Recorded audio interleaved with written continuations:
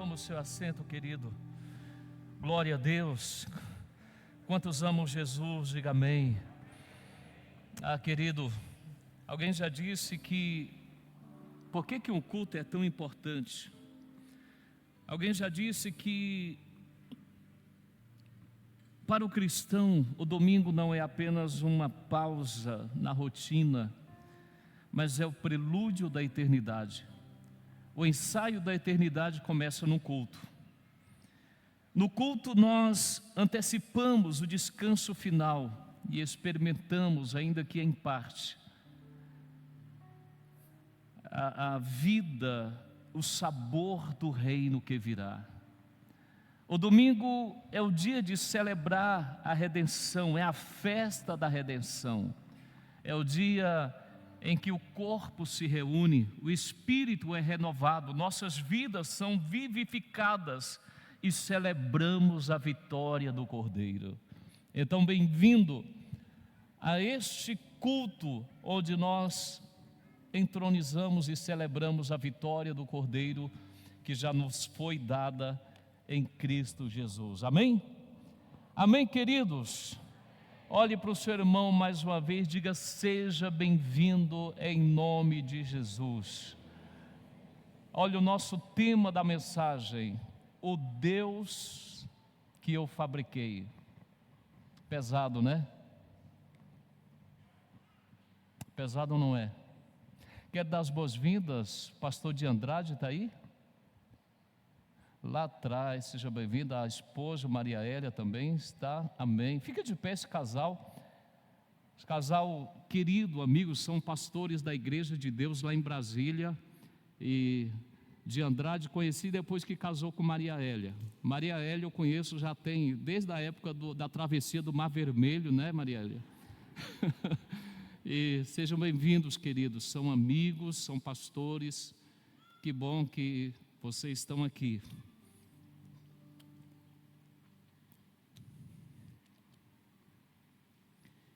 Deuteronômio, aliás, Êxodo 20, versículo 3. Que Deus me dê graça para ministrar esta palavra.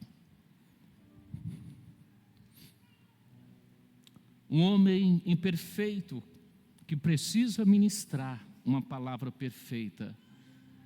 As Santas Escrituras é a palavra de Deus, que nos transforma, que nos liberta, que nos cura, que nos salva. As Santas Escrituras, elas nos transformam. O Evangelho nos transforma. O apóstolo Paulo diz que o Evangelho não tem o poder de Deus, o Evangelho é o próprio poder de Deus. Amém? Está tudo bem aí atrás? Ok. O Evangelho, ele é o poder de Deus para a salvação de todo aquele que crer. E essa palavra surgiu na nossa sala de ensino, andar de cima. Nós começamos este ano falando sobre os 10 mandamentos. E eu fui muito impactado pela nossa lição de número 8 da nossa sala de ensino. Aliás, as 3 lições que foram ministradas este ano têm sido muito profundas. Hoje pela manhã eu fui tremendamente abençoado com a ministração. E esse texto que nós vamos ler, Êxodo capítulo 20, versículo 3, apenas este versículo, foi a primeira aula ministrada pelo nosso pastor Edmar, e depois a nossa pastora Antônia ministrou a segunda aula, e hoje foi o pastor Ulisses, e eu tenho sido tremendamente edificado na nossa sala de ensino. E quando eu estava sendo ministrado na primeira aula deste ano, me veio o tema desta mensagem: o Deus que eu fabriquei. Vamos ler versículo 3 do capítulo 20 do livro de Êxodo. Não terás outros deuses diante de mim, ou além de mim. Na nova tradução da linguagem de hoje diz: não adore outros deuses, adore somente a mim. Queridos irmãos, este é o primeiro mandamento. eu sei que você conhece todos os 10 mandamentos, amém? Amém? Esse é o primeiro: não terás outros deuses diante de mim. Do primeiro ao quarto mandamento, a Bíblia fala do relacionamento com Deus, do relacionamento do homem com Deus. Do mandamento quinto ao 10º, fala do relacionamento do homem com o homem. Relacionamento com Deus, relacionamento com o homem. E quando Jesus vem, Ele sintetiza, Ele enxuga, Ele pega os 4 primeiros mandamentos e resume apenas em um: amarás o Senhor teu Deus de todo o teu coração, de toda a tua alma e de todo o teu entendimento.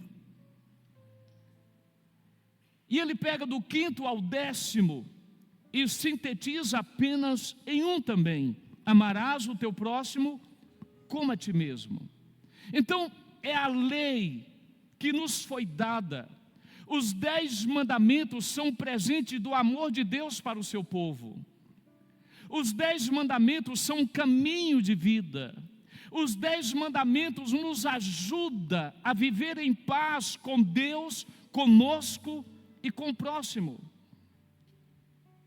Então os 10 mandamentos vieram para nos dar segurança. E tudo está relacionado à relação com Deus e à relação com o próximo. Esses 2 mandamentos, Jesus nos diz que esses 2 mandamentos, eles sustentam toda a lei e os profetas. Então Jesus pega os 10 mandamentos, dos 10 mandamentos derivaram as 613 leis dos judeus. Então Jesus pega todo esse bolo de leis e coloca em apenas 2.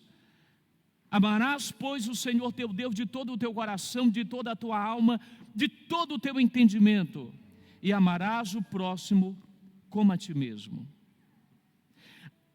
De uma forma superficial e rápida, a gente pensa que isso é muito fácil. Então a lei se resume em apenas 2 mandamentos. E a gente, quando lê amar a Deus sobre todas as coisas e ao próximo como a nós mesmos, de uma maneira superficial, a gente acha que é fácil. Mas a gente encontra um grande problema, um senhor problema. Sabe qual é?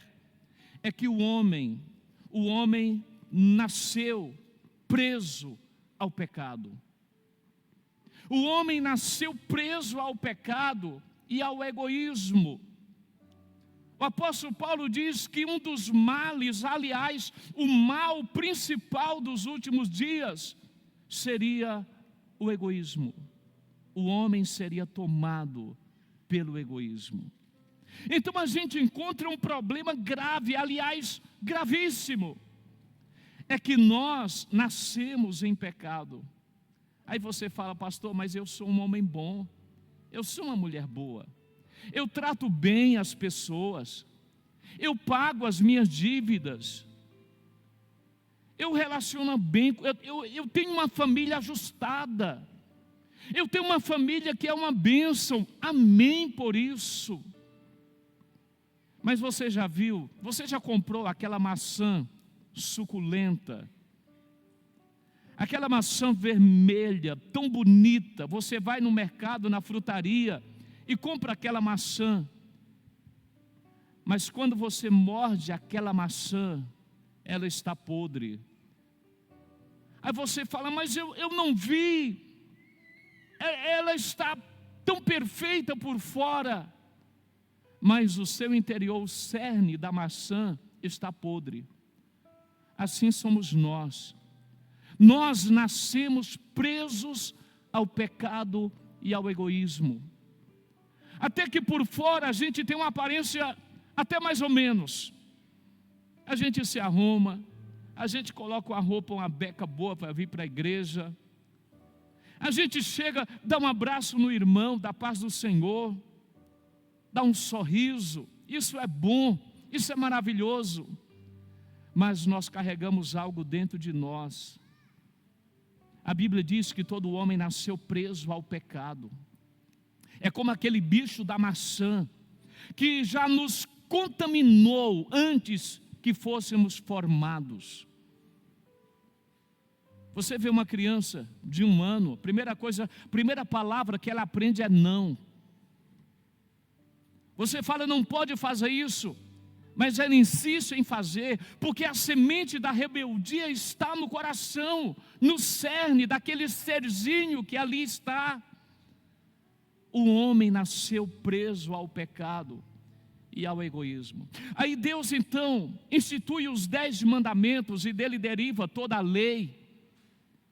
E Jesus então sintetiza todo esse pacote de lei em 2 mandamentos, dizendo: olha, para resolver a situação, ame ao Senhor teu Deus, de todo o teu coração, de toda a tua alma, com todo o teu entendimento, e ao teu próximo como a ti mesmo. Agora, a pergunta é: nós temos amado a Deus de todo o nosso coração? Nós temos entregado o nosso coração? Nós temos amado as pessoas como a nós mesmos? Irmãos, pense o tanto que isso é difícil. Será que o egoísmo não tem encontrado o meu coração, a minha alma? Porque tudo que está relacionado à vida está relacionado ao outro. Deus não vai te abençoar apenas para inflar o teu ego e você bater no peito dizendo: eu sou um homem abençoado, eu sou uma mulher abençoada. Não! Deus vai te abençoar como um canal de bênção na vida do outro. E é interessante que Jesus, ele pega toda a lei, os escritos dos profetas, e faz 2 mandamentos. E o mais terrível para nós, como homens, é que Jesus, ele sobe a régua. Tem muita gente que fala assim, e eu repito isso sempre: hoje a gente vive no tempo da graça, então é mais fácil. Pelo contrário, meu irmão, Jesus, ele sobe a régua. Por exemplo, na lei dizia: não matarás. Não matarás era um mandamento relacionado ao próximo, ao outro. Não matarás. Aí Jesus, no Sermão do Monte, ele diz: ouvistes o que foi dito, não matarás. Eu, porém, vos digo: qualquer que se irá com seu irmão, já se tornou sujeito, réu, já se tornou sujeito ao juízo. Agora, não é apenas matar, mas a ira do coração já se tornou um problemaço para nós. Já se tornou um problema gravíssimo para nós. Porque o problema, querido, não está apenas na quebra de um dos mandamentos, mas na transgressão de qualquer um deles. Na lei, em toda a lei, o homem poderia viver a vida toda correta, mas se antes da sua morte ele quebrasse um mandamento, ele já tinha transgredido toda a lei. Então você poderia obedecer por 10, por 20, por 30, por 50, por 60 anos, mas se antes de morrer você tropeçasse em apenas um mandamento da lei, o pacto já tinha sido quebrado, a transgressão já tinha sido selada. E Jesus então, chega o tempo da graça, e ele sobe a régua. Outra coisa, aquele que fosse pego em adultério, seria apedrejado até a morte. Isso era a lei. Na graça, Se você olhar para uma mulher com intenção impura no coração, já adulterou. Agora eu digo para você, qual era mais fácil, viver no tempo da graça ou no tempo da lei? Da lei, irmão. Só era apedrejado até a morte aquele que fosse pego em adultério. Na graça, se pensar, já adulterou. Se pensar, já pecou.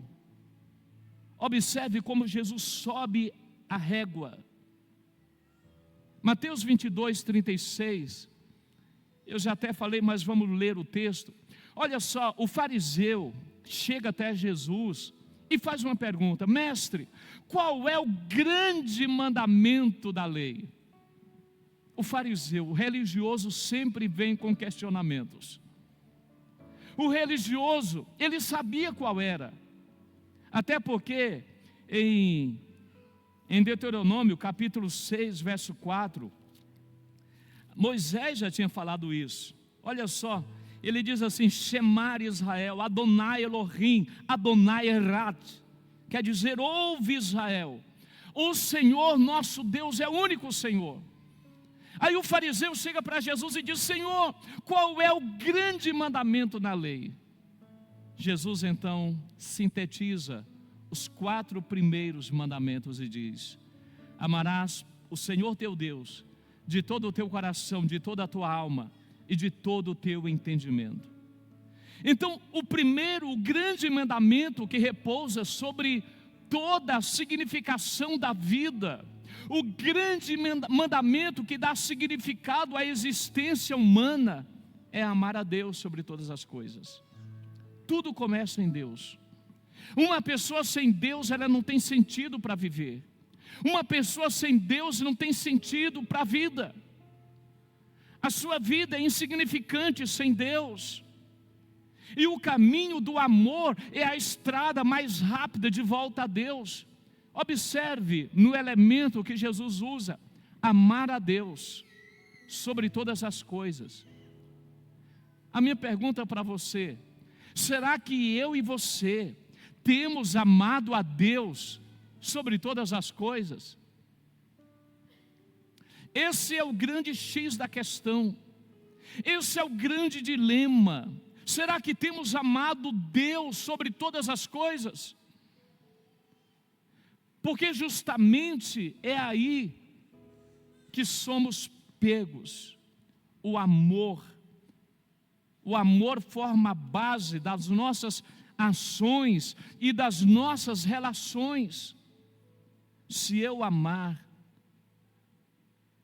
se o amor me arrastar, se o amor me capturar, eu vou obedecer, eu vou investir, eu vou sacrificar, eu vou fazer de tudo para agradar aquele que eu amo.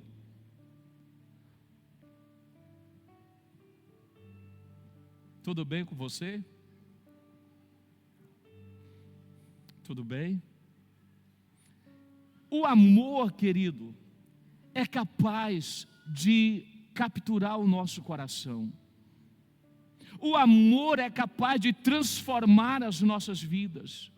Se queremos uma mudança em nós, precisamos orar: Senhor, atrai o meu coração. Atrai o meu coração. Como cantares, atrai-nos a Ti e correremos após Ti. Atrai-nos a Ti. Queridos, nós somos limitados. Nós somos limitados no nosso amor. Oséias escreve dizendo: o teu amor, ó Efraim, é como a névoa da manhã, cedo passa. Quantas vezes fizemos juras de amor a Deus, mas quebramos essas juras? Quantas vezes dizemos que amamos o Senhor, mas na primeira oportunidade nós dizemos não. No primeiro prato que nos é oferecido, nós quebramos a aliança. Quantas juras de amor já fizemos a Cristo e quebramos? Quantas promessas nós fizemos e não cumprimos? Quantas alianças já fizemos com Deus e dizemos não na nossa caminhada? O amor é aquele que nos convida à volta e envolve uma transformação da nossa natureza. Sabe por quê? E aqui é onde eu entro no cerne da mensagem. É porque nós fabricamos deuses. É porque nós inventamos deuses para nós. Primeiro mandamento é: não terás outros deuses diante de mim. Não terás outros deuses além de mim. Adore somente a mim, ame somente a mim. E amar requer renúncia, requer abrir mão de tantas coisas, abrir mão de relacionamentos, abrir mão de ganhos desta vida. Você lembra, Jesus diz assim: aquele que quer ser meu discípulo, negue-se a si mesmo, tome a sua cruz e siga-me. Ser religioso é a coisa mais fácil que tem, irmãos. Basta você vir num culto de domingo, da paz do Senhor para 200 pessoas, vai para casa, está tudo bem. Mas você pode ser religioso a vida inteira e nunca nascer de novo, nunca ter encontrado Cristo. Porque a gente fabrica deuses.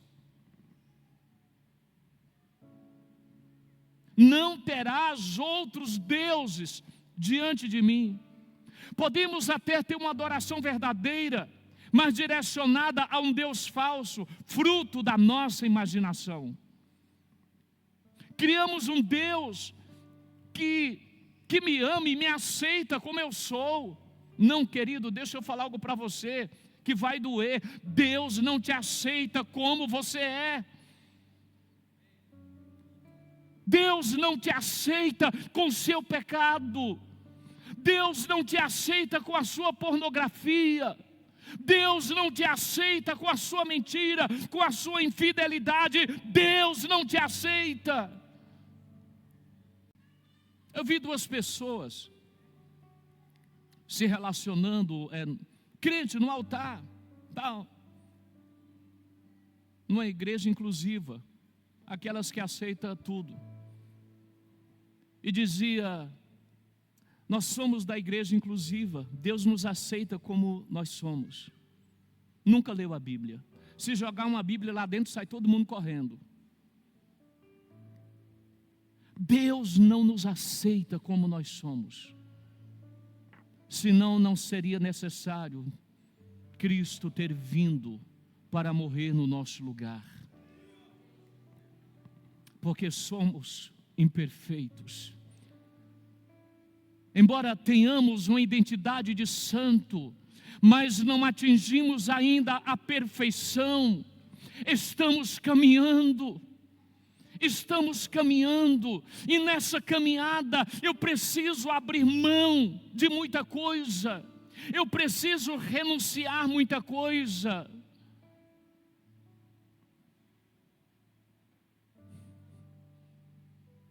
O Evangelho nos ofende, irmãos. O Evangelho mexe conosco. Por que Paulo foi apedrejado? Por que os apóstolos tiveram suas cabeças cortadas? Por que João Batista foi decapitado? Porque denunciou o pecado. O Evangelho nos ofende. E nós temos sim que ser ofendidos pelo Evangelho, senão não haverá transformação, senão não haverá mudança, senão a gente nunca será uma igreja gloriosa, cheia da presença e da glória dEle. É necessário santidade, é necessário busca por santidade, é necessário busca pela presença, é necessário colocarmos nossos joelhos no chão e dizermos: Senhor, tem misericórdia de nós. Jesus mostrou que pregar a verdade sem ofender as pessoas não é difícil, é impossível. Vou repetir. Jesus mostrou que pregar a verdade sem ofender as pessoas não é difícil, é impossível. Diga comigo, impossível. É impossível. É impossível. Porque o coração humano é uma fábrica de ídolos. Aí a gente cria um Deus, fabrica um Deus dizendo: Ele me compreende, Ele me entende. Deus não é tão carrasco assim. Deus é amor. Deus morreu porque me ama. Ele é amor. Ele não vai ligar muito para os meus pecados. Leia Romanos, leia Apocalipse, leia Isaías, leia Ezequiel, leia Oséias, leia Jeremias, leia Malaquias, leia os evangelhos. Você vai ouvir uma palavrinha chamada ira de Deus. Quantos já viram na Bíblia essa palavra? Ira de Deus. Um Deus irado. Você já imaginou o que é um Deus irado? Por que, querido? Irado contra o pecado. A natureza de Deus é santa. Santa. Deus é santo. E a sua natureza santa ira contra o pecado.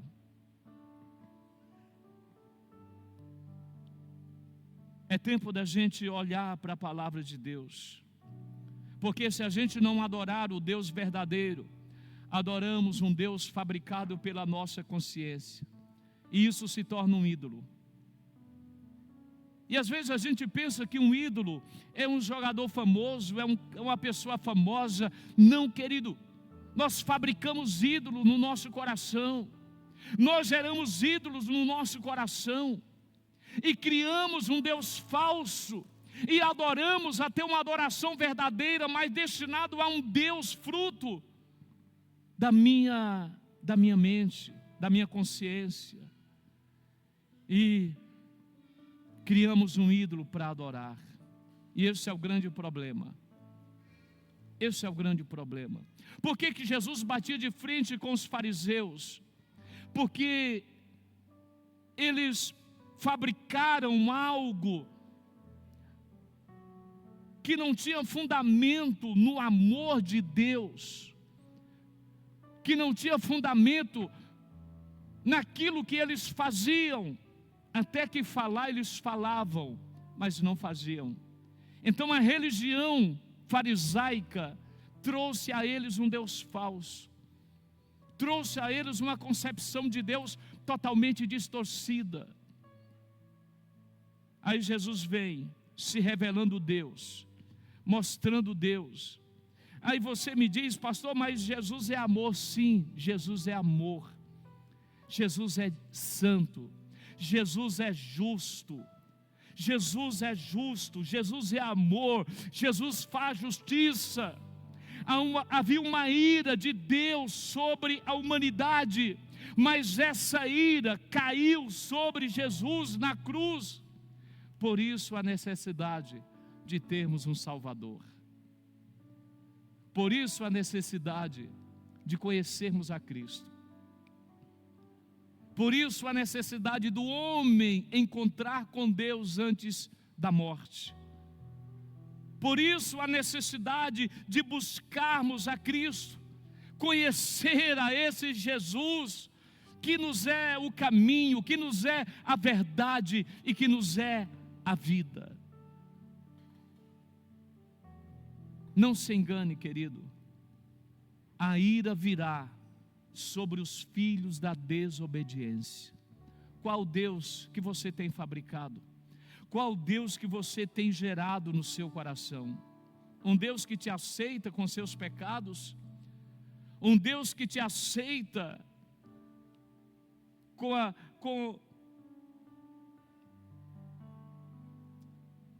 as suas práticas? Não, Deus me entende, me compreende. É tempo da gente voltar é tempo da gente se render a Cristo. A gente não vai encontrar, a gente não vai achar, a gente não vai jamais bater de frente com a salvação, se não passar pelo novo nascimento, que somente o Espírito Santo nos dá em Cristo Jesus. O que nós mais desejamos, querido, o que nós mais precisamos é de Cristo Jesus nas nossas vidas. O nosso coração sempre vai estar insatisfeito, buscando ídolos, buscando deuses, buscando coisas que vão nos preencher. Sabe por quê? Porque às vezes aquilo que fabricamos para nós não vai trazer satisfação ao nosso coração. Aquilo que criamos dentro de nós não vai preencher o vazio da nossa alma. Aquilo que nós imaginamos e construímos e fabricamos dentro do nosso coração não vai trazer a completude que nós tanto almejamos. Eu concluo falando as palavras de Agostinho: fizeste-nos, Senhor, para ti, e o nosso coração anda inquieto enquanto não descansar em ti. Às vezes a gente não tem alcançado a paz verdadeira, porque temos fabricado deuses no nosso coração, que não podem trazer o descanso à nossa alma. Porque qual é o desejo maior de todo ser humano? Paz interior. Paz. Por isso que tanta gente, você passa nas ruas, os bares estão cheios. As pessoas estão buscando a felicidade, estão buscando prazer, estão buscando contentamento, estão buscando uma alegria, mas não vão encontrar enquanto não entender que nós fomos feitos para Deus. E enquanto o nosso coração não descansar em Deus, haverá inquietude, haverá dor, haverá tristeza, haverá angústia, haverá um fardo pesado sobre nós, enquanto não descansarmos em Cristo Jesus.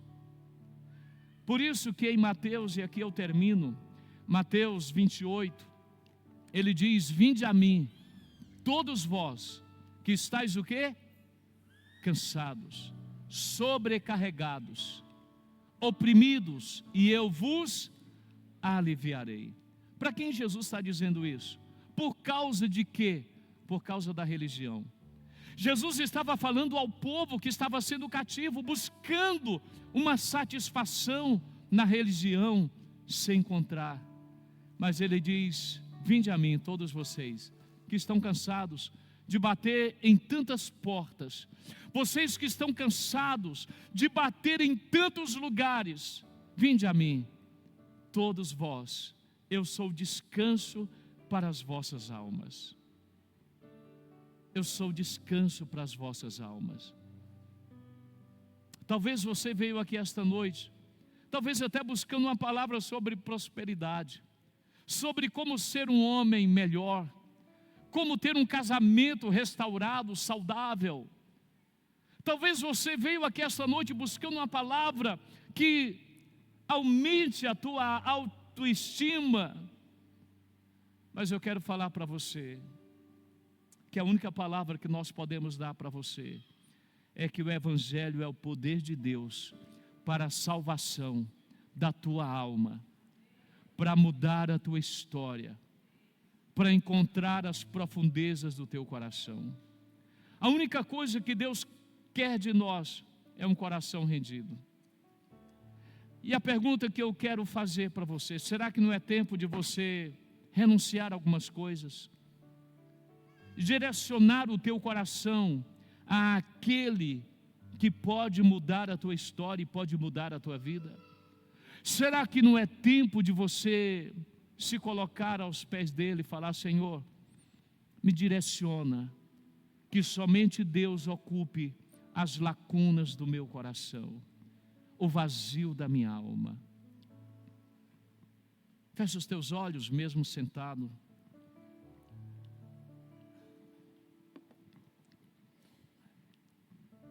Aleluia. Tu és minha vida, Jesus, és o... Cante essa canção mesmo sentado. E a tua vontade, doce Espírito, meu alimento. Aleluia, aleluia.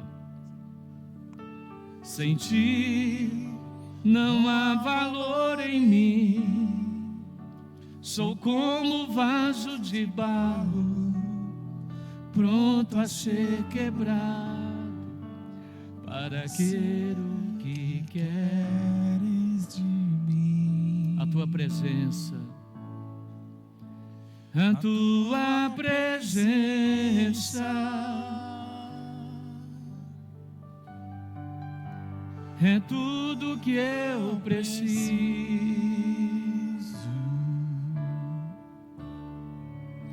A tua presença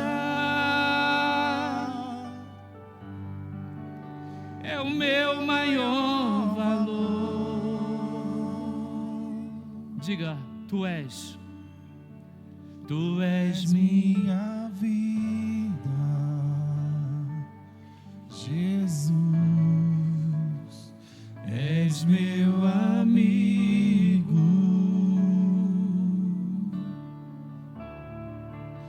e a tua vontade, doce Espírito, meu alimento. Sem ti não há valor em mim. Sem ti não há valor em mim. Sou como vaso de barro, pronto a ser quebrado, para ser o que queres de mim. Aleluia, aleluia.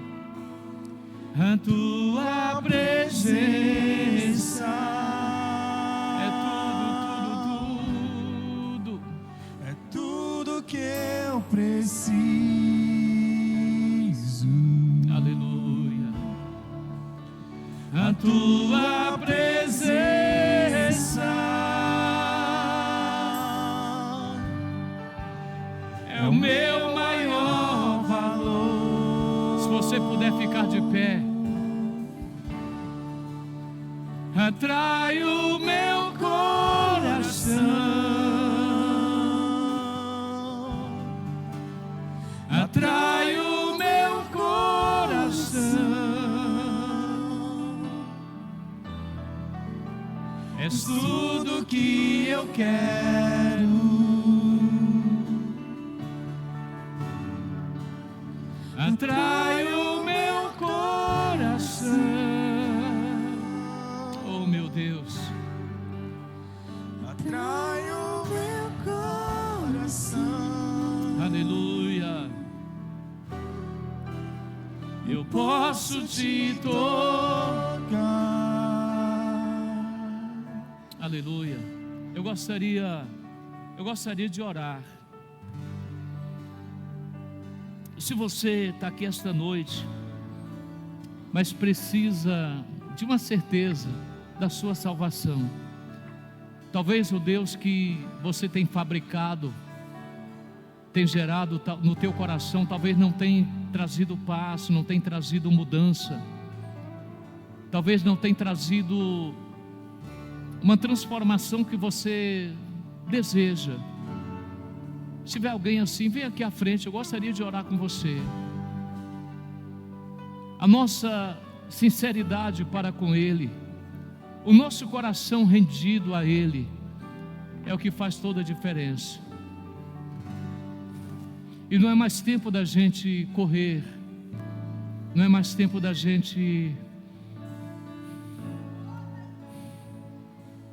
não é mais tempo da gente fugir,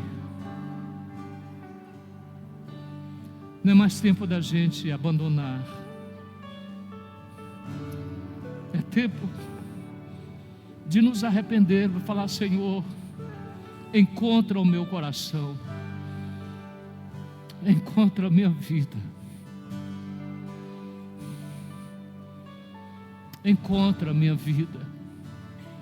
Eu não quero me perder, eu não quero me perder, Jesus. Pode sair do teu lugar sem vergonha, sem medo,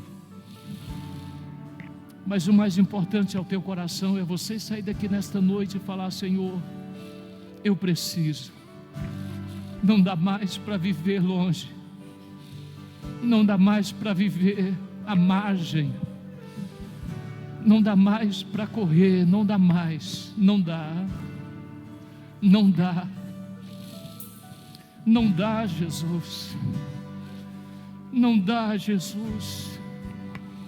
Há um temor neste lugar, há um temor neste lugar, há um temor neste lugar, há um temor neste lugar, há um temor, há um temor neste lugar. Pode sair do teu lugar, querido. Oh meu Deus, oh meu Deus.